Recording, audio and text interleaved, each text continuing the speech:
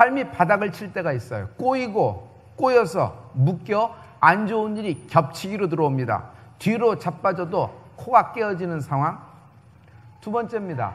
나름 괜찮습니다. 그럭저럭 잘 지내는 상황입니다. 눈앞에 뭔가 원하는 일이 펼쳐지는 듯합니다. 그런데 난 행복하지가 않다. 난 사는 것 같지도 않고 뭔가 내 인생의 목적, 의미와 없이 돈 버는 머신? 그냥 하루 그냥 그렇게 살아가는 그런 인생.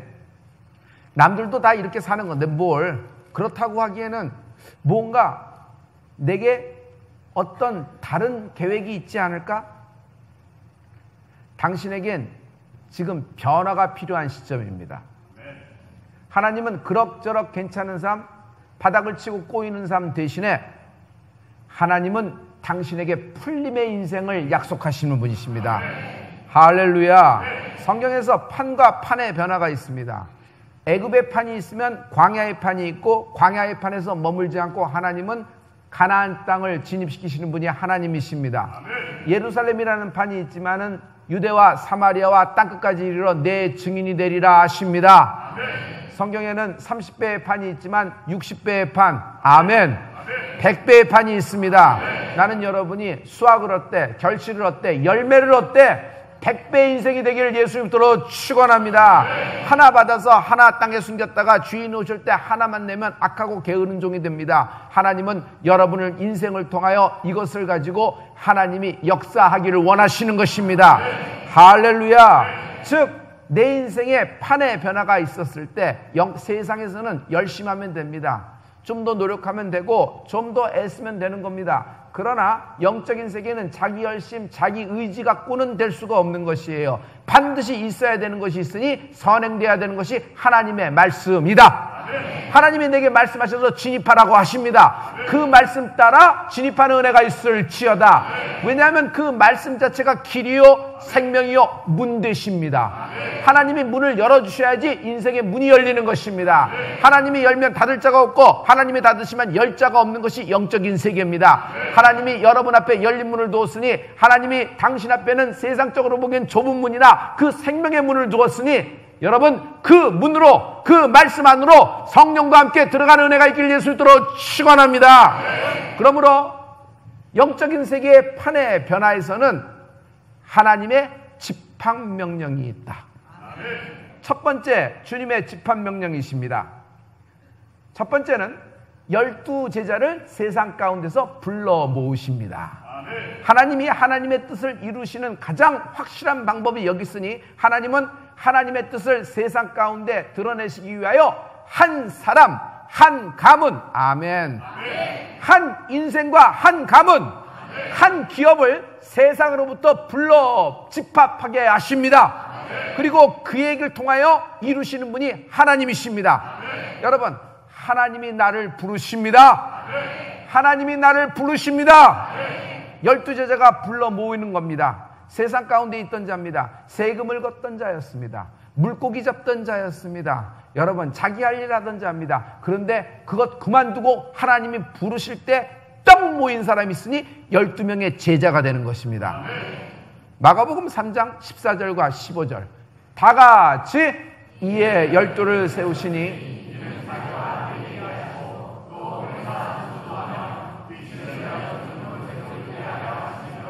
아멘. 12를 불러 모으셨어요. 모으신 목적이 있어요. 여러분, 어떤 조직이든지 어떤 구성원이든지 보스가, 캡틴이 아무 이유 없이 집합명령을 내리지 않습니다. 주님이 우리에게 집합명령을 내렸을 때는 하나님과 나와 임마누엘 하나 되게 같이 거하게 하시는 은혜가 있는 것입니다. 그러므로 주님이 부르셨을 때 내가 주 안에, 주가 내 안에 거하는 은혜가 있게 되는 축복이 있을지어다. 과실을 맞이, 열매를 많이 맺는 100배의 인생이 될 줄 믿습니다. 차고 넘치는 인생이 될 줄 믿습니다. 세상의 물질, 세상에 이런 것이 아니라 영적으로 풍부하고 영적으로 부유해지고 영적으로 강건하고 영적인 기쁨이 있고 영적인 평화가 있고 가정 가운데 하나님의 사랑이 넘치는 은혜가 있을지어다. 돈으로 살 수 있습니까? 직업으로 살 수 있어요. 세상의 명예로 살 수 있어요. 이것으로 살 수 없는 그 무엇이 있으니 이것이 영적인 것입니다. 하나님이 이런 축복을 불러 모인 모든 제자들에게 주시는 것입니다. 할렐루야. 누가 하나님의 이름을 전도할 수 있어요? 누가 예수의 이름을 전도할 수 있어요? 누가 예수의 이름, 구원의 이름을 다른 사람에게 줄 수 있어요? 하나님이 불러 모으신 제자들을 통하여 하나님이 전도케 하시는 것입니다. 할렐루야. 할렐루야. 그리고 우리에게 모든 믿는 자들에게 하나님이 기름부터 부으시는데 믿는 자에게 따르는 표적으로 역사하십니다. 믿는 자에게 이런 표적이 따르니 저희가 곧 내 이름으로 귀신을 쫓아내며 새 방언을 말하며 뱀을 집으며 병든 자에게 손을 얹은 즉 나으리라 하시더라. 하나님은 믿는 자에게 이런 권세와 능력을 주시는 분이십니다. 그러므로 가만히 있는 자에게 하는 것이 아니라 하나님은 그 이름을 불러주십니다. 그리고 주의 이름에 응답하고 나오는 자, 집합명령에 순종하는 자에게 하나님은 이런 축복을 주시는 것입니다. 하나님의 뜻이 있습니다. 우리의 믿음이 있습니다. 나의 믿음이 있습니다. 하나님의 뜻이 있습니다. 하나님의 뜻이 내게 임했을 때 내가 믿음이라는 것을 갖기는 축복이 있을지어다. 하나님의 뜻이 있고 나의 믿음이 있습니다. 이것이 어떻게 연결될까요? 이것이 후컵이 될 수 있어야 돼요. 순종. 그러므로 믿음이 뭐예요? 순종. 여러분, 예수 믿는 것이 내 뜻대로 살라고 믿습니까? 주의 뜻대로 살라고 믿는 거예요? 주님의 뜻대로 살려는 것이 믿음입니다. 그러므로 순종이라는 것은 내가 원하는 내 방식, 내 스타일, 내 메소돌로지, 내 방법론, 내 칼라를 주장하는 것이 아닙니다. 내가 혈액형이 이렇고 내 성향이 이렇고. 여러분, 주님은 그거 다 알고 계시지만 하나님이 우리를 순종을 원하시는 것입니다. 그러므로 믿음은 순종이고 순종이 믿음이다. 믿음이 순종이고 순종이 믿음이다. 할렐루야. 하나님이 우리에게 축복을 주실 때 제일 먼저 주시는 것이 말씀입니다. 여러분, 하나님부터 말씀을 받으셨습니까? 저는 평생에 레마된, 잉태된 말씀이 있습니다. 내가 너에게 허락한 것을 다 이루기까지 나는 너를 떠나지 아니하리라. 이 말씀을 받았습니다. 근데 이 말씀을 받으면 저절로 이루어집니까? 저절로 실상이 되고 저절로 물에서부터 아틀란티스 대륙이 후욱하고 올라와서 내 앞에 펼쳐지는 것이에요? 그렇게 생각했는데 그런 일이 안 이루어져서 여러분 불편한 거 아닙니까? 왜 그런 줄 아세요? 믿음이 없는 것이에요. 믿음은 뭐예요? 그 말씀을 받았으면 그 말씀 자체가 나를 단련시킨다. 나를 단련시킨다. 단련시키는 동안 주님이 여러 가지 단련의 방법으로 하는 건 뭐예요? 결국 나를 순종을 보시는 것입니다. 모리아산 올라가는 아브라함의 마음, 방주를 짓는 그 엄청난 세월 동안 자기가 가진 모든 것을 쏟아부어서 모든 이웃과 친구들이 비난을 할 때 그것을 묵묵히 하고 방주를 짓는 노아, 그 노아의 순종을 보시는 것이에요. 정말 뽕나무에서 내려와서 자기 집으로 예수님을 인도하는 삭개오의 믿음을 보시는 것이에요. 할렐루야. 부르실 때 응하라. 주님이 집합명령을 하실 때가 있어요. 즉 그때 순종하는 은혜가 있을지어다. 순종이 없다. 주님을 체험할 수가 없고 주님을 알 수가 없어요. 왜 주님을 경험하지 못해요? 왜 주님이 관념적이에요? 사상적이고 철학적이고 종교적입니다. 알긴 다 알아요. 그러나 만져본 적도 없고 본 적도 없고 들은 적도 없습니다. 내 앞에서 실상으로 나타난 적도 없고 주님을 체험한 적도 없어요. 주님을 한번 뜨겁게 만난 적이 없어요. 왜 그런 줄 아세요? 순종이 없기 때문이에요. 순종이 없기 때문에. 그러므로 언제나 순종이 제사보다 나은 것입니다. 그 이스라엘의 잘난 청년, 정말 왕이 됐습니다. 모든 사람이 왕 될 만한 사람이라고 그랬어요. 그런데 그런 순종이 없어서 한 방에 간 사울왕이 됐습니다. 순종이 없어서 한 방에 간 사울왕이 됐습니다. 그러므로 여러분, 주님이 여러분에게 말씀하셨을 때는 축복입니다. 여러분, 지금 당장 그것이 이상하게 보이고 굴곡돼 보여서 내가 받아들이기 어렵다고 하더라도 때에 아멘하는 은혜가 있을지어다. 때에 아멘하는 은혜가 있을지어다. 집에 가서 생각하고 한참 있다 2년 뒤, 3년 뒤, 5년 뒤 아멘해도 아멘은 아멘입니다. 그러나 말이에요, 뭘 놓쳐요? 순종의 때를 놓친 것이에요. 순종의 때를 놓치면 뭐가 돼요? 여러분, 그것이 실상으로 드러날 타이밍을 놓쳐버린 거예요. 여러분 인생에 10년 후에도 20년 후에도 일어날 수 있습니다. 하지만 그때 말씀하신 건 그때 드러내고시고자 하는 하나님의 히든, 하나님의 숨어있는 엄청난 하나님의 뜻이 있다. 할렐루야. 할렐루야. 자, 나 해봐요. 순종하리라. 시작. 시작. 시작. 할렐루야. 할렐루야. 할렐루야. 모든 제자들이 12명의 제자들이 모였습니다. 예수님이 불렀을 때 그때 모여서 이들이 12제자가 됩니다. 주님은 두 번째 명령을 내리십니다. 주님의 두 번째 집합명령은 주님이 부활하신 후 갈릴리로 모여라, 갈릴리로 모여라 하는 명령을 내리십니다. 여러분, 마태복음 26장 32절입니다. 이 말씀을 보면 하나님이 갈릴리 명령을 내린 걸 볼 수 있어요. 다 같이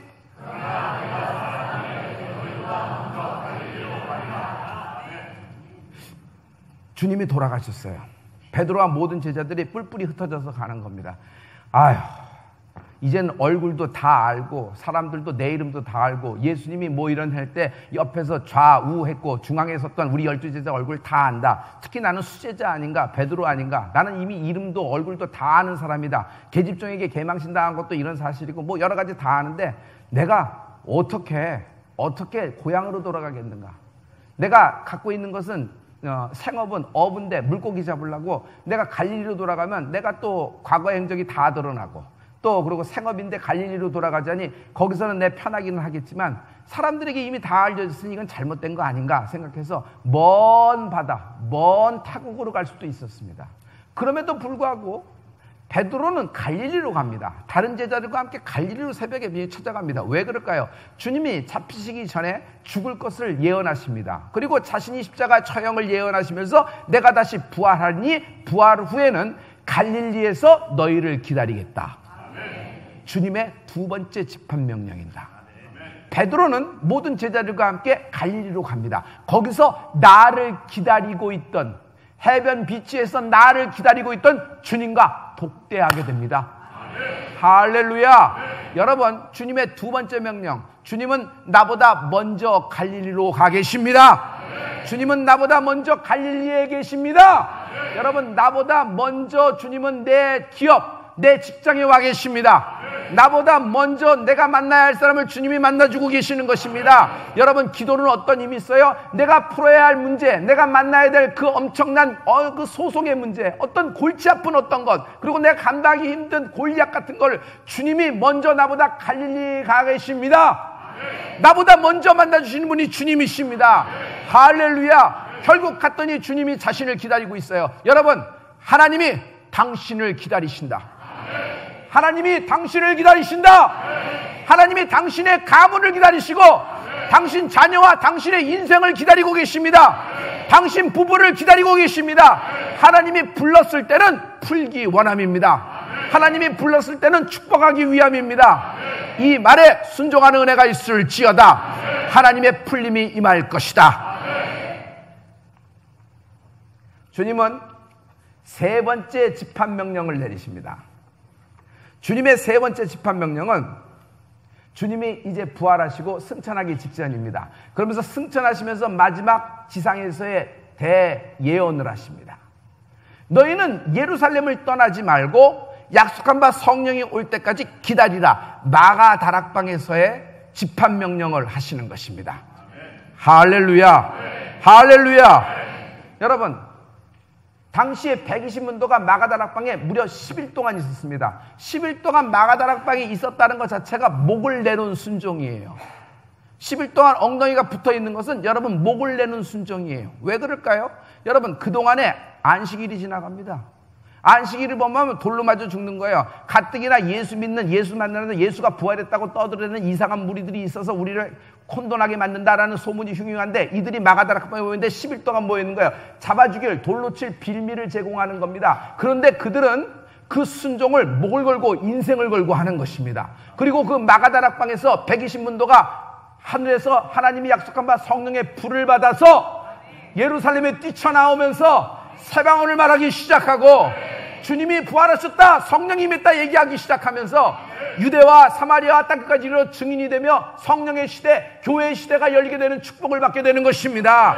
이 모든 것이 어떻게 돼요? 하나님의 집합명령에 순종한 자들, 하나님의 집합명령에 순종한 인생들을 향하여 하나님은 영적인 세계의 판을 넓히시고 영적인 세계의 판을 바꾸고 계시는 것입니다. 여러분, 하나님이 당신을 부르십니다. 하나님이 당신을 부르십니다. 할렐루야. 할렐루야. 네 번째 집합명령이 있습니다. 네 번째 집합명령은 우리에게 있어질 예언과 같은 것입니다. 여러분, 네 번째 집합명령은 마태복음 24장 31절에 있는 말씀인데 여러분 다 같이 한번 보기를 원합니다. 시작! 저가 큰 나팔소리와 함께 천사들을 보내리니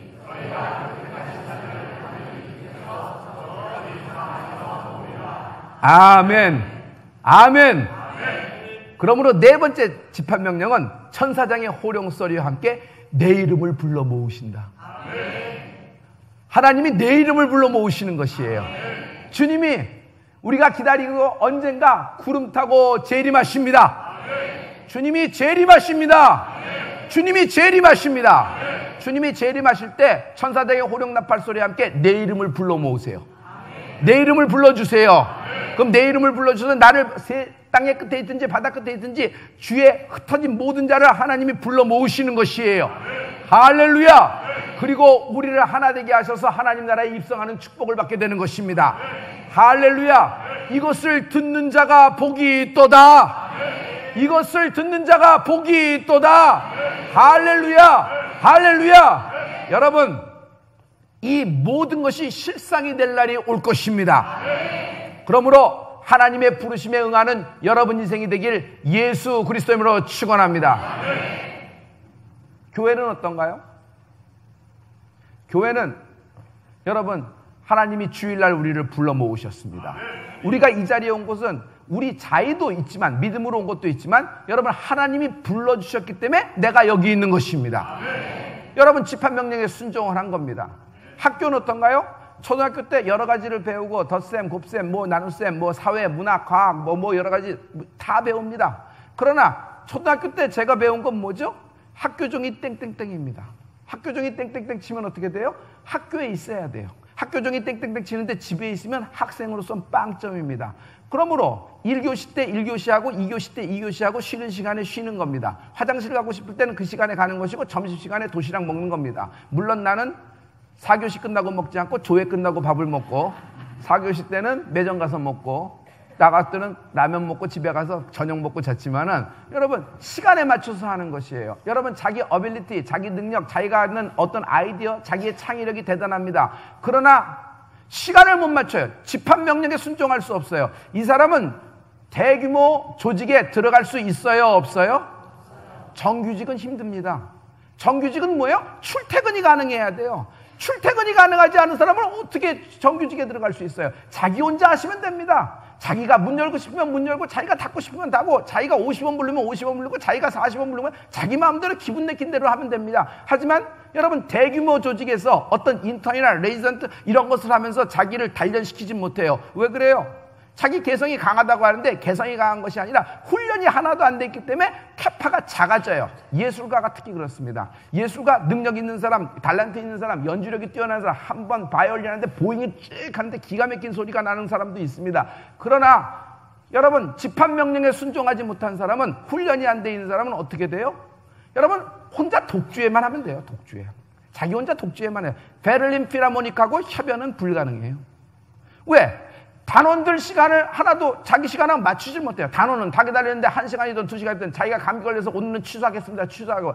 그러니 단원들이 아무리 그 사람이 뭐가 유명한 사람이라도 단원들이 보이콧하면 단원들이 연주해 주지 않으면 이 협연이 불가능한 거랑 마찬가지예요. 여러분 우리가 하나님과 나와 마치 오케스트라가 협연하듯이 하나님의 뜻과 나의 믿음이 순종으로 만나는 은혜가 있을지어다. 여러분 믿음은 순종이에요. 하나님이 정해진 시간에 정해진 때에 나를 부르시는 것입니다.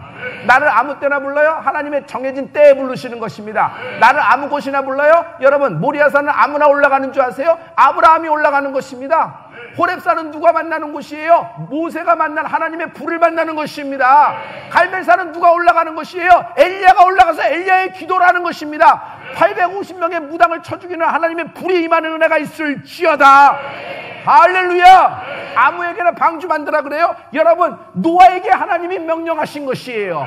너는 산꼭대기에 지으라는 것입니다. 그 명령에 순종하는 노아를 보십시오. 집합명령에 순종한 것입니다. 성경에 있는 모든 위대한 인물들은 믿음의 사람이라는데 이 사람들은 하나님의 집합명령에 아멘 예수한 것이에요. 할렐루야. 할렐루야. 여러분 우리가 굉장히 세상에서의 일이 많습니다. 세상에서 굉장히 바쁩니다. 저는 인생에 축구 경기와 같다고 생각해요. 전반전과 후반전이 있다고 생각해요. 전반전은 열심히 뛰면 됩니다. 내 열정으로 이런 작전 저런 작전 다 해보면 됩니다. 하지만 전반전에 3대0으로 이기고 있다고 해서라도 여러분 후반전은 마음 놓으면 안 됩니다. 왜냐하면 전반전에 이긴 것이 아니라 후반전 스코어가 최후 승점, 최후 승리가 되는 줄 압니다. 그렇죠? 마찬가지예요. 여러분, 그러므로 전반전보다 더 중요한 건 후반전입니다. 전반전에 여러분 아무리 3대0으로 지고 있다 그래도 여러분 패색이 짙다 그래도 후반전에 반드시 역전할 수 있는 기회가 있는 것입니다. 어떻게 하면 될까요? 전반전과 후반전 사이에 해프타임이 있어요. 이 해프타임을 어떻게 보내느냐에 따라서 후반전에 달라지는 것이에요. 솔직히 얘기해서 인생의 후반전을 전반전과 똑같이 살 수 있나요? 똑같이 뛸 수 있어요? 없어요. 여러분을 보니까 되게 후반전에 진입하고 연장전에 들어가신 분도 계시는 것 같은데 여러분 우리 인생에서 후반전을 어떻게 보내야 될까요? 전반전에 뛰듯이 뛰면 못합니다. 여러분 첫째, 우리 체력이 딸려요. 두 번째, 자원이 딸립니다. 세 번째, 시간도 별로 없어요.